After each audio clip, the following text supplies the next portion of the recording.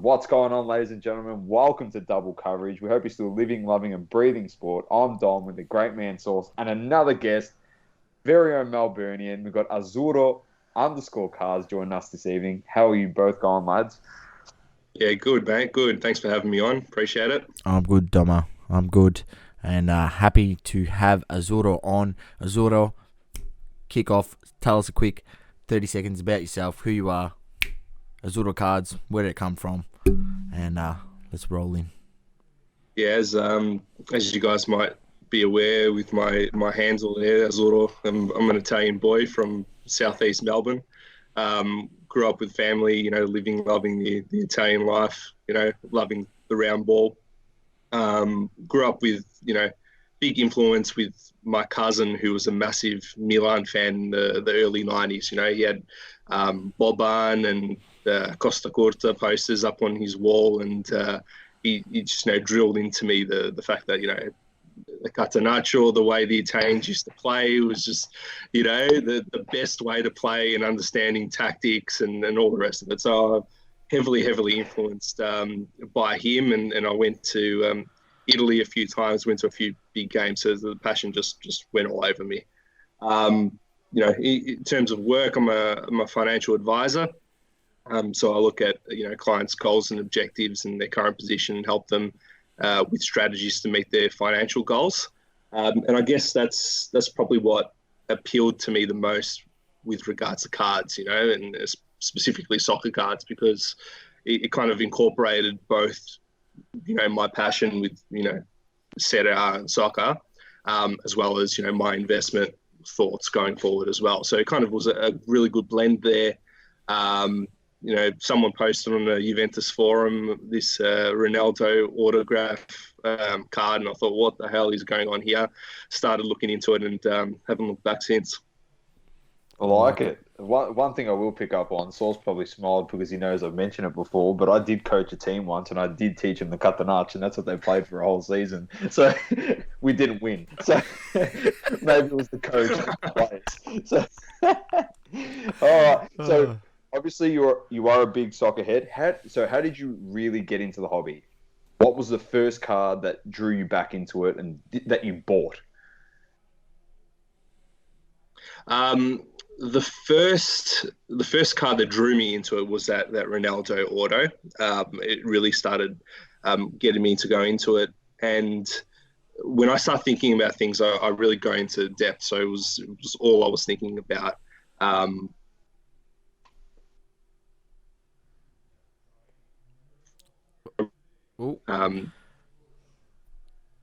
Any money invested. And pretty much from there, I really found that the Serie A players were enormously undervalued in comparison to some of the others. The Italian league not getting as much exposure, but it's all I watch, and that allowed me to say, all right, these rookies tend to be the ones that are the best, so I'll go after the rookies. Ended up buying like a Donnarumma a rookie and a Mateus de Ligt. Then I figured out that goalkeepers and defenders are no good for the hobby, so then I transitioned out of that and went to the Barellas and some of the players that are more attacking minds, and still relatively cheap in comparison. And then obviously from there went back into stickers, which is something that I grew up doing, and really understanding how that is potentially a play with Europe coming onto the card scene as well. Very nice. You did mention stickers. We will bring that up a bit later on. But when you do go collect your cards now, because obviously you've been back into it for a while, what are some of your strategies when collecting soccer cards that you can share with the double coverage viewers and listeners? And just things for them to look out for. Look, this is probably a little bit different to the way other people usually do it, but because of the financial planning background, I look at it like a portfolio construction, and how we would usually approach shares. That's how I will approach cards, right? So I look at having a core anchor of staples, being legends of the game, let's say. So obviously you've got the Messi, Ronaldos, but also some older goats that, like the Zidans, that maybe not necessarily getting the attention that they should get, but I don't see much volatility in those types of areas as well, right? And then I'll look at surrounding those with other elements or other satellites, let's say. So if there's emerging markets, that's where you would probably look at having, companies, but you're essentially investing in a player. So, you've got the Mbappes, the Haalands, those types of players there, which have scope, haven't necessarily hit their peak, but are really good investments. And then you surround those with the, more volatile. You have a little bit of a play around with some of the others, but not necessarily having a huge amount of your portfolio invested there as well. So it tends to be the way that I look. I look at trying to invest a few into one card, let's say. So much like shares, if I want to liquidate it, I don't have to liquidate the whole portfolio. I can liquidate a few of them and use those to invest elsewhere and adjust the portfolio quite quickly, and not be too invested in any one card. So I won't go for like some that are over 3,000 or 4,000, because all my money would be invested there and there'll be less capital to be able to use elsewhere. So essentially that's a bit of bare bones way that I go about it. Nice. This thought. You got the entry strategies and the exit strategies on the cards, because that's what that's what people talk about as well. You hear it mentioned. Understanding. If you're buying this card for potentially exiting the market with it to then make some profit, to then build up to buy a better card, or whatever it may be, or whatever your goals are of buying and selling that card, or are you buying that card to go in your PC and holding on to that long term. Whether long term would be more than 2 years, or 3 to 5 years, or 5 years and beyond. These are questions that when you're buying a card and understanding it, you need to think about these things, because unless you just plan to just buy the card and keep it forever, which is fine too, because people may want to do that. But yeah, it's a good way to look at it. I don't mind it. That's not the way that everyone goes about it, but I mean, you can look at it that way. It's fine. Everyone's got their system. That's a great thing. Like, everyone's got a system, and it's something different that we've heard, like that we haven't heard before. So I actually like it. And bringing your financial background, like bringing things that you are already very I like to give every card a purpose. Yeah, I like to, with every dollar of my clients' money, I want to actually make sure that that's being, invested for a specific reason. So if I'm not going to buy a card, I'm thinking about, all right, it looks good, but what's the reason that I'm buying it, and how does it fit in with what I'm trying to achieve? And is it going to hamper my ability to buy something else? So that's kind of the way that I'll look at it. I like it. I do like it a lot. You're a massive soccer collector, clearly. Your favorite set or sets? Being a big Italian fan, the 2006 World Cup set is my baby, let's say. And then not just the fact that the Italians won it, but there's just so many brilliant players in that set, let alone being the first World Cup for Messi and Ronaldo. Just it's probably it's my holy grail, right? I've got one of them. And it's probably one that I'll look to keep for a significant amount of time, because I just see that going up significantly. In terms of more recent ones, I can't really look past the Chronicles. The release recently, it was, when it first came out, it was really well priced, and the fact that it had a box for Serie A, La Liga, and EPL, and all the inserts within that, it's got even Maradona autos in there as well. Some really cool inserts, a really good rookie class as well. So from the past and currently, they're my two favourites at the moment. I like it. Just a tip. The next one's more of a tip for people out there, because everyone gets caught up in the whole hype of Prism and Select. Yeah, so the current stuff. You could give a strategy to go look at a different set elsewhere, but it's like it is a hype train sometimes when these products do drop.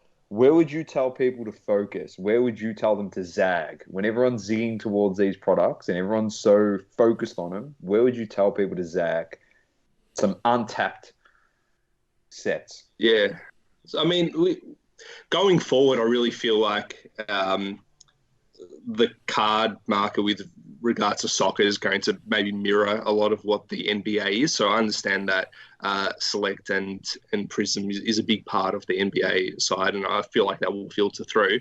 But if you want to zag, then it's definitely the stickers, in my opinion, because I really feel that is a massive, massive play with the Europe side of things coming into the market. I posted something recently about Phil Foden talking about how, when he stops by a milk bar or something, he'll always pick up some stickers to go with his set. And it's just like ingrained into him ever since he was a kid. And that's all there was back in the day, stickers. So I really feel that is the play if you're looking for soccer, investing, if you want to do something outside of the ordinary. Because, I've got a few boxes of the Euro 2004 set with Ronaldo's first tournament in there. And it's just, you can pick them up for $250 US. To me, that just seems ridiculous in comparison. I understand it's a sticker and it's not a card, and its release may be varying in terms of, differences.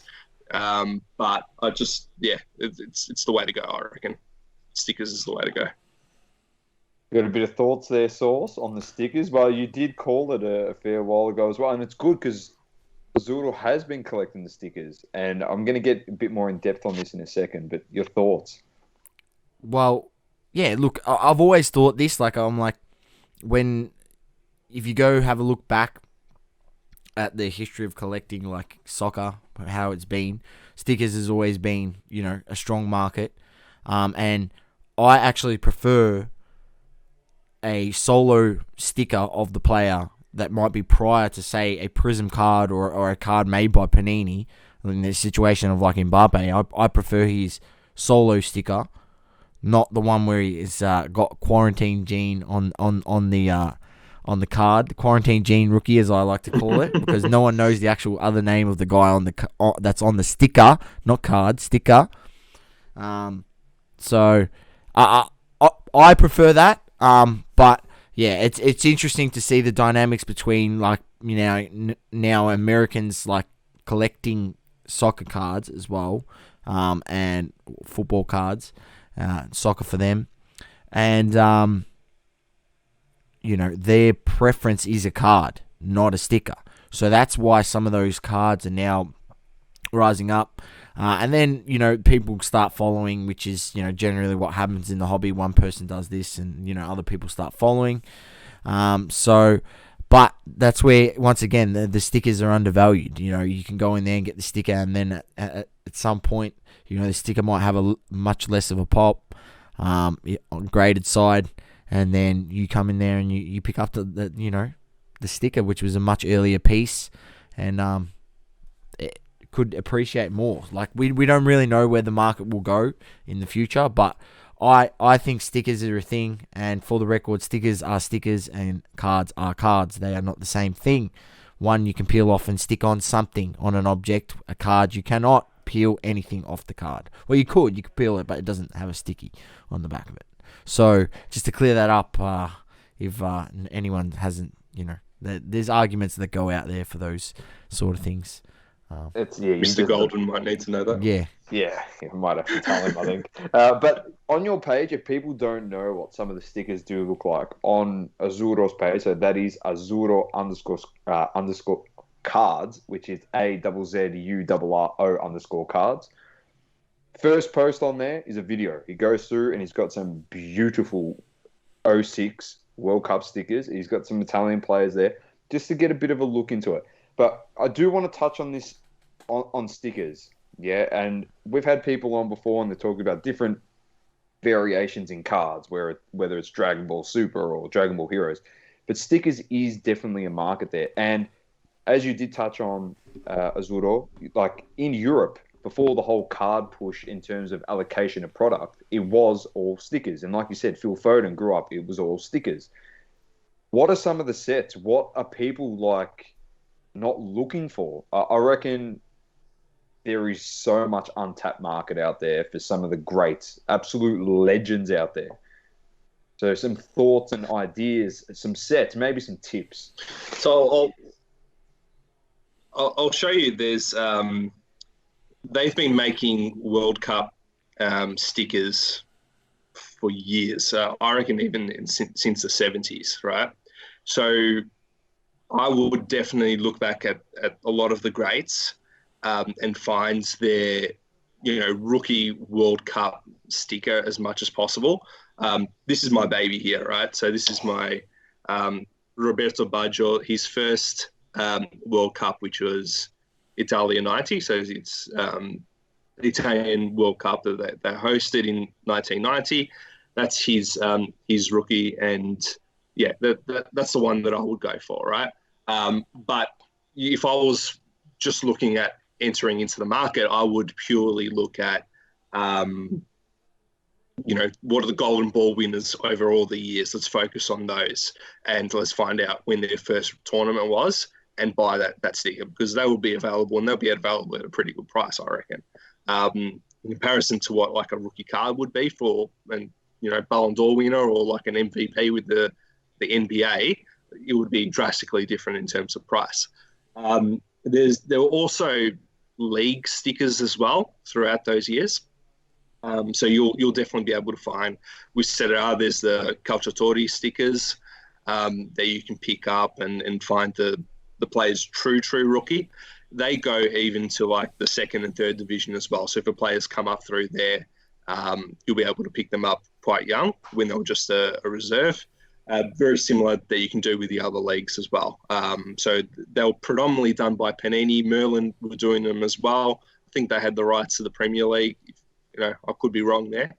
But you'll definitely be able to find them. But my tip would be to kind of stay with the World Cup, because you're kind of seeing how like the Mbappe's, World Cup card is becoming a hit, and the Americans kind of been taken to that, let's say. And I feel like this is kind of like the next thing and the only thing that was available back then.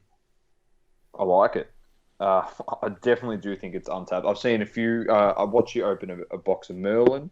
I can't remember exactly what year it was, but there's some hollow stickers in there as well that you pulled. Was that product? They look awesome. I'm telling you, they look absolutely awesome. For a sticker, you can actually do so much more on a sticker than what people actually think. And some sick stuff in there. Obviously, you sleeve them up, put them in a top loader. Your favourite players, which we know, Baggio, or you pulled the Italian team. What's to say you don't get them all graded eventually? But very nice. Thank you for explaining that. We really do appreciate it. So there's a bit of a tip for the double coverage listeners and viewers out there on what to get into if you want to start collecting stickers in the soccer area of sport. So very nice. Now, I'm going to touch on something.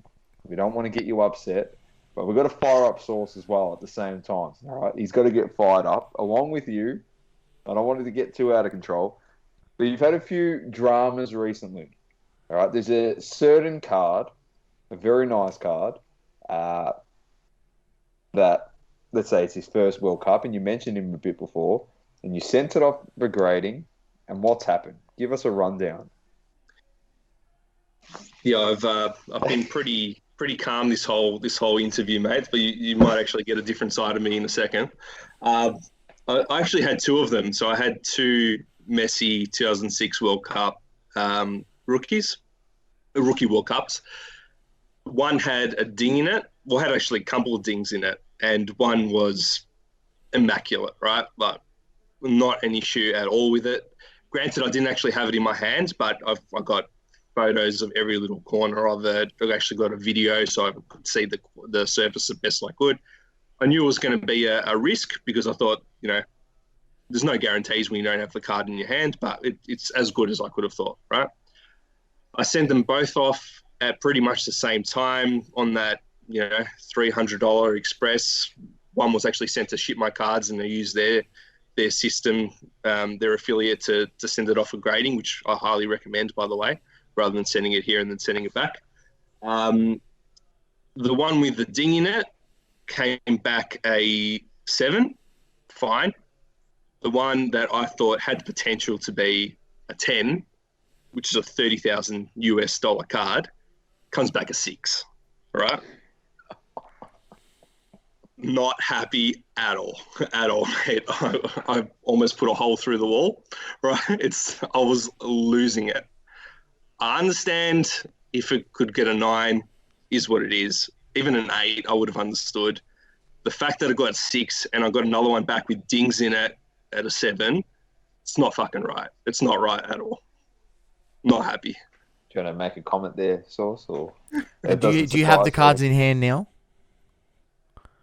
I sold the 6 because I just didn't want to look at it again. And interestingly enough, I sold it back to the seller that sold it to me, right? And what their intention is to crack it and send it off again. And the other ones, it's on its way to me. But yeah, it's about 600 US in the hole, I reckon. It's all good.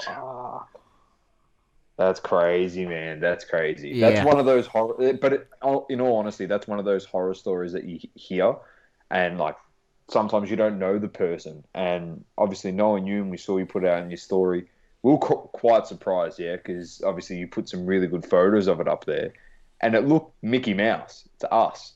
Centering looked good, edges, the surface looked clean based on what we've seen on the photo. Obviously, in hand, obviously we can muck around on the hollow, but it looked clean. Now you're telling us that one that's got dings on it is coming out of the 7. It's a bit sus. It's not a good look. I know it is Source's favourite grading company as well that's giving you that grade. So, but then again, that's one of those things where at the moment it is quite volatile in terms of you don't know the person on the day who's grading it, whatnot. You know, like it does run that risk. I know that they're making changes now and they're going down the route of like software AI and they're trying to fix it. Still hybrid model. You're hybrid, but I'm kind of wondering, like, and obviously you'll give us an update because this person that you're sending it back to is going to crack it. I'm assuming if she sends it now, she sends it on a $300 sub express. But if she waits for this AI to get integrated, what happens if it comes back as an 8 or a 9? It's a bit like it's terrible, really, and you can't justify that to the consumer. Yeah, I don't know. I'm a bit hurt, right? And I had the opportunity to liquidate it, which may be in hindsight a rash decision, but at the same time, I don't know. I got put off grading in general if it's not a consistent AI type basis, in all honesty. And when you look at PSA, I understand somebody's on their day looking at it and, you know, they might have had an argument with the missus and, you know, come into work and, you know, just grading everything a 6. I get it, right?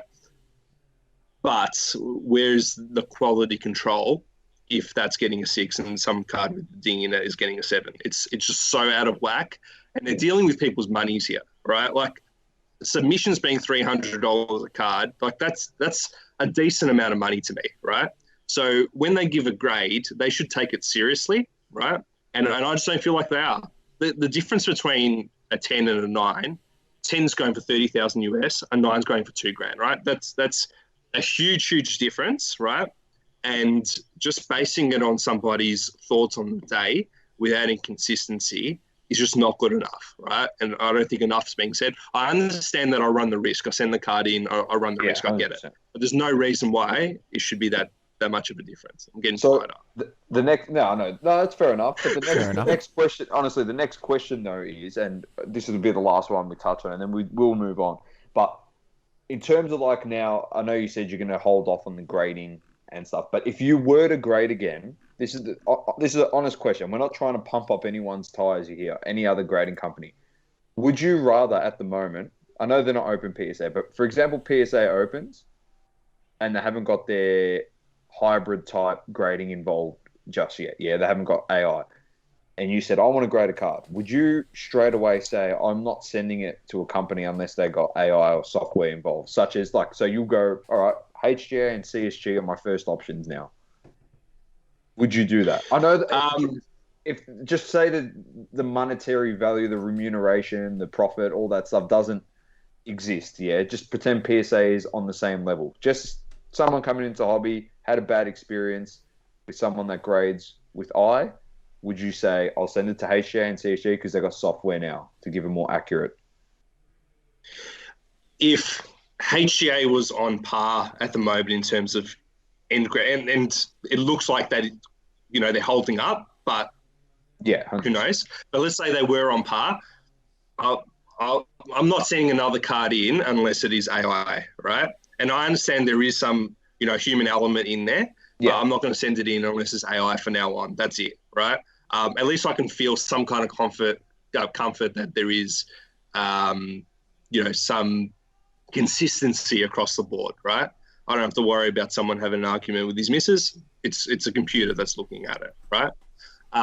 In terms of that specific card and knowing the reality of the world, if it was right now, I would wait until PSA implements the AI and I'll see the results of that first, and then I would send it in there.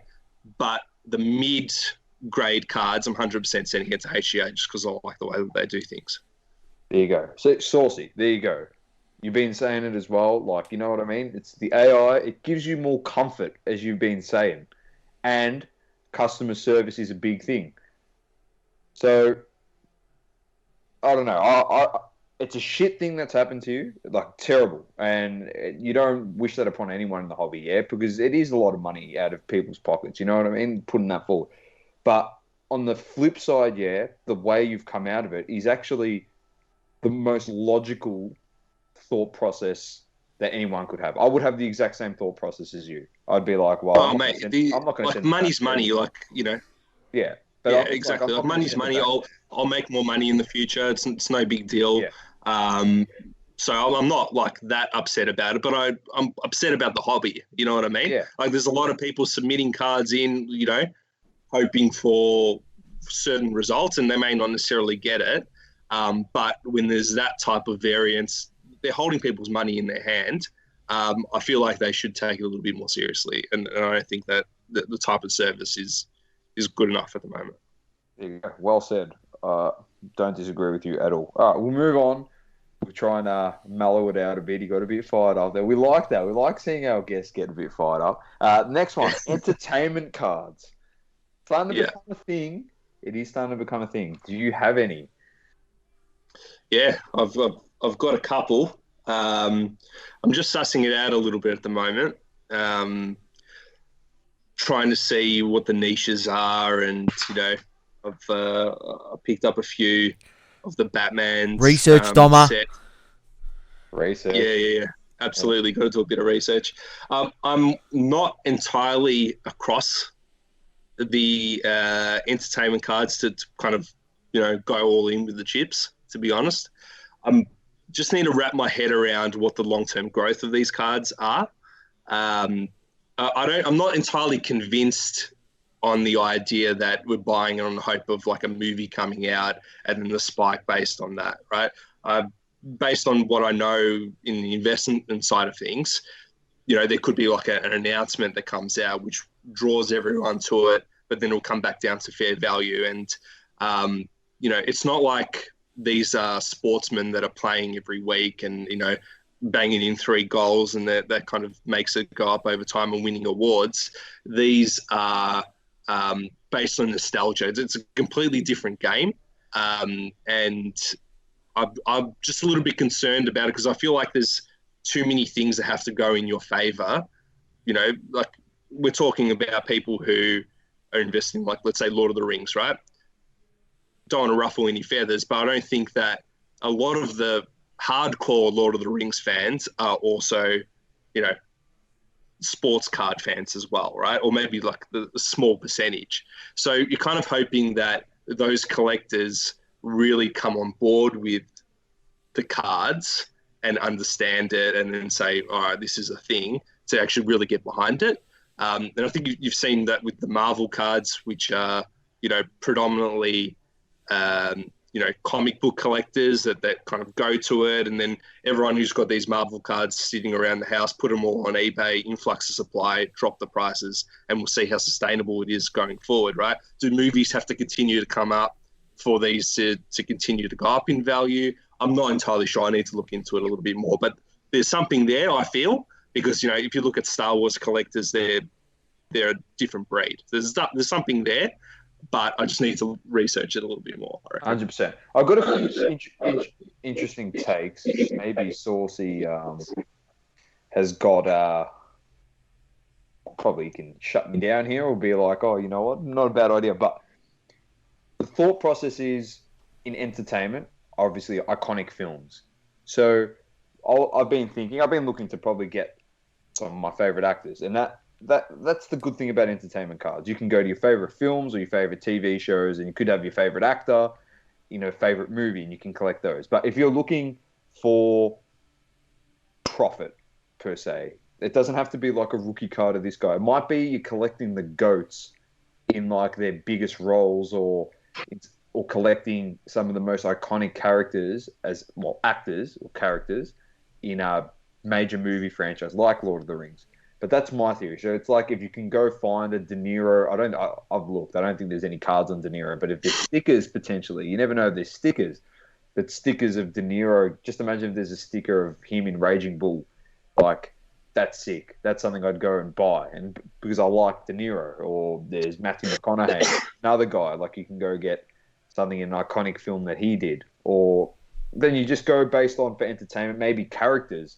I think one character that I don't know if there's cards. I got to do research on it, but one thing that stuck with me outside of like Dragon Ball Z and all that stuff was like Hanna-Barbera characters. Yeah, like Scooby Doo, Tomcat. Magilla Gorilla. I watched all those cartoons growing up, and they got some of the most iconic, like Yogi Bear, Wacky Races as well.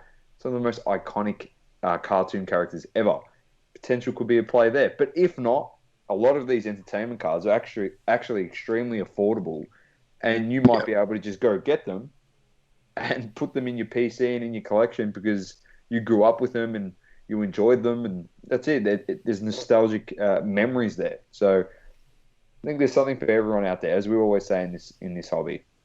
So yeah, Saucy, any entertainment cards on your mind?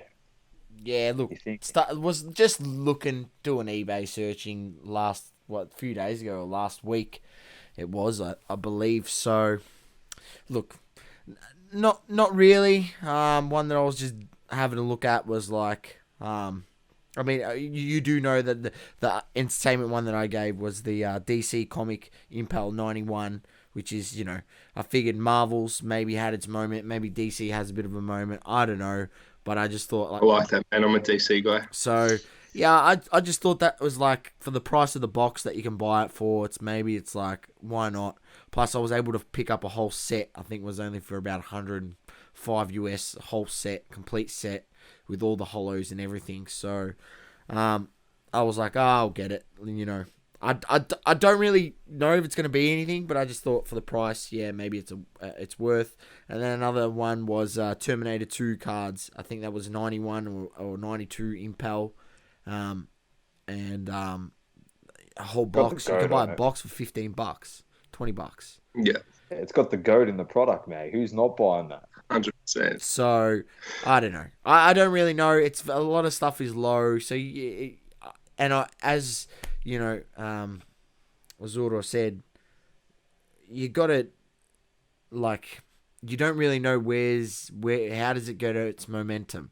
How does, it's a bit different with sport. Like, you get it with sport, right? You sort of understand how they then accumulate their value and how it goes up. But with the entertainment cards, I don't really know. I mean, he did mention Star Wars. It's its own special sort of franchise where it's just like the collectors are bananas. But there might be some of that elsewhere in another entertainment area. Who knows? So definitely. Oh, well, definitely. This is not financial advice. Yeah, that's pretty much what I was saying. Legit. Exactly right. Legit. All right, a few more left for you, Azuro, but what are you looking to collect next?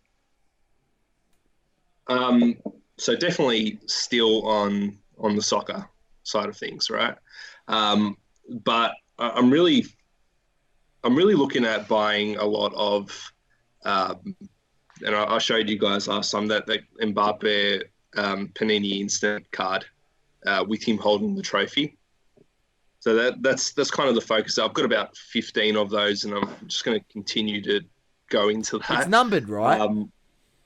It's numbered. I've got one here. So it's numbered out of 630. Mbappe's a player who's, already achieved so much as a young player. Everyone's talked about him, so there's no point going into him too much. But I just feel like that's just a really iconic card, given that he's won that trophy in the World Cup that he won for the first time in his rookie tournament.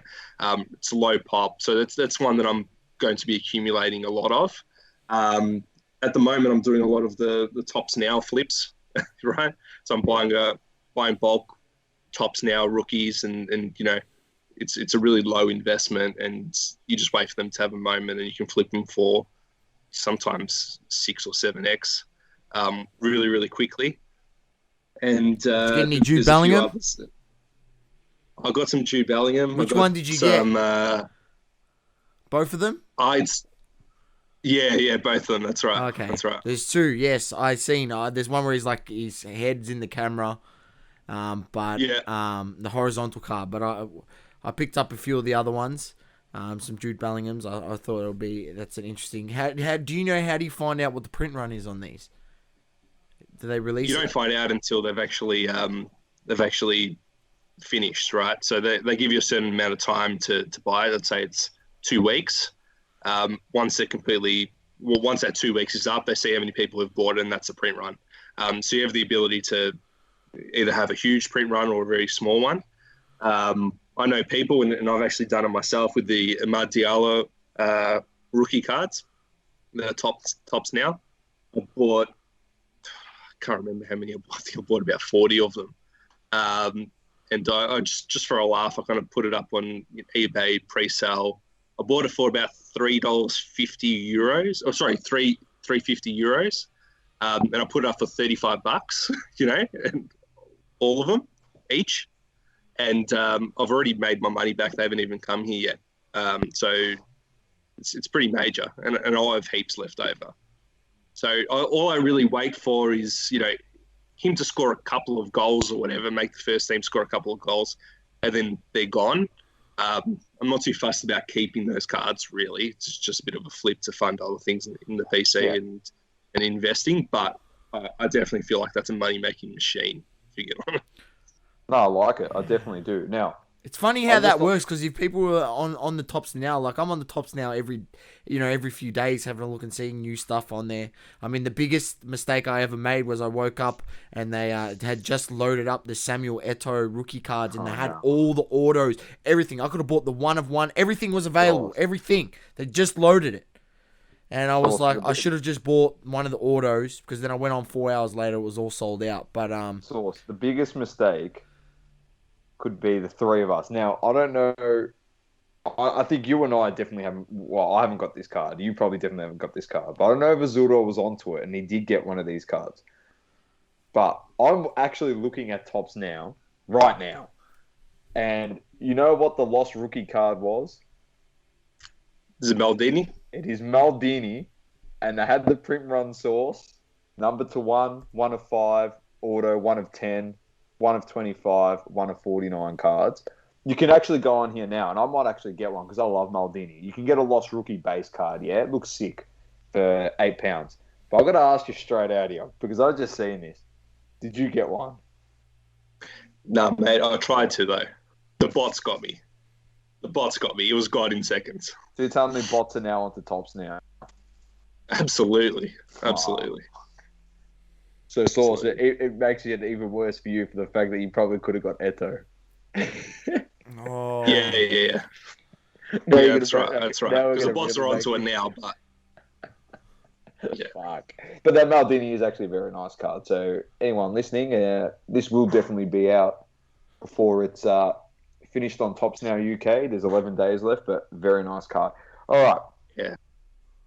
Underrated card, set, product in the hobby right now. Any sport. Could be soccer. Well, probably will be soccer, but yeah, any. I've got a bit of a mix of both, to be honest. 1994 World Cup. they released the set, and they were cards. There's a card in that set which has it's got a base and a variant, right? And the variants have a run that's quite low.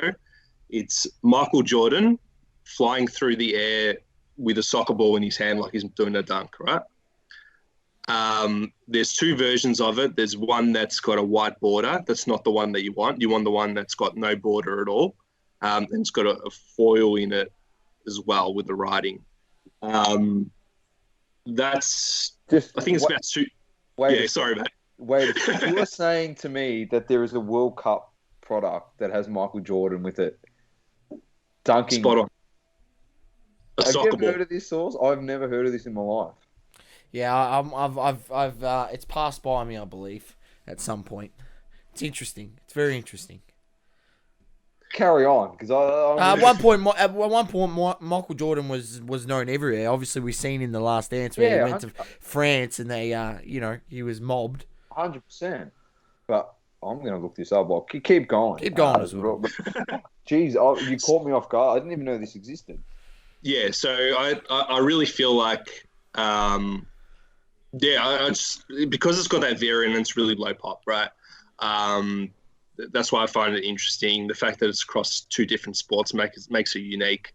I think they had a few different other players in there as well. They had a few baseball and other basketball players as well. But given that it's Michael Jordan, that his card's significant, you can get that for $200 or so US. I think I saw it for. I feel like there's got a lot of scope to it. Not that it's going to be a ridiculous card, but I feel like it's tremendously undervalued. I've got another similar type thing, which is this one here, which is Kobe Bryant with a soccer ball. That's a Panini Father's Day edition type thing. It's I've just seen soccer cards go up dramatically, and I've looked at little niches that I can try to find to, find some gaps, let's say. I like and that. I think that Michael Jordan's a good one. Crossing over sports. I do like it. And obviously those two cards, two goats of the basketball world coming into soccer. Two nice cards. I've looked up this Jordan. It's very nice, actually. Outside of that, I've been buying a bit of wax, to be honest. I've been buying some of those F1 boxes sealed because I think that's going to be an iconic set long term. We'll see how they go. Buying a few of those Topps Chrome Champions League sets from this year because I just really, really like the rookie class. I like the whole idea of buying, wax because you're buying that whole rookie class. I really find that interesting. And Pedri, Bellingham, there's a significant amount in there, let's say, that I really feel like one or two of them can really, really pop off. And holding the wax of that is quite low risk. It's a high entry point, but I feel like it is quite low risk. And, big upside as well. So they're the two that I've been buying at the moment from a wax. Very nice. And as Source's favourite quote that's been said to us once before, what did our great friend, the godfather of data, say to us about wax Source? On the secondary market, it's always undefeated. It's undefeated. That's it. It is undefeated. It's like the internet's undefeated. Secondary market wax is undefeated. Now, to finish up, it's probably the budge or sticker, yeah. But if it's not the budge or sticker, it's actually not going to be that because it's favourite card in your collection. Let's say not favourite card. Let's say favourite set, right? So I've got, obviously, I posted it the other day, which is the complete 2006 Italian World Cup team. That's my favourite. and I liked what Anthony Collects said about that. I really like that play in terms of finding a way to maybe grade them all, AI of course, and put it together as like an investment type thing and putting that up somewhere. Because that was such an important year for me, I've just got that nostalgia behind it. And I feel like if it was a very important year for me, other people in the world, it would be the case as well, especially Italians all around the world. That was huge for us. So many amazing players there. So from, if that set goes to 0, I couldn't care less because it's just something that's, really close to my heart, I reckon. I like it. I do like it a lot. Well, thank you so much for jumping on board and coming on the podcast. It is going to be one of the many, many, many that you do with us going forward into the future. And we'd definitely love to have you on as much as possible. So, Azuro Cards, where can we find you before we finish up? And then we'll let you go. Yeah, just Azuro_cards. It's AZZURRO_cards. On Instagram, chuck us a follow and send us a message. I'm always responding. I like it. Well, thank you very much once again. Thank you very much. So on cheers, behalf boys. of myself, the great man Sauce, and Azuro_cards, keep living, loving, and breathing all sports. Double coverage and peace. Peace. Thank you for tuning in. Please don't forget to leave a review on the Apple Podcasting app. Also, follow us on socials, Instagram, Facebook, Twitter, and TikTok. Talking all sports. Double curve.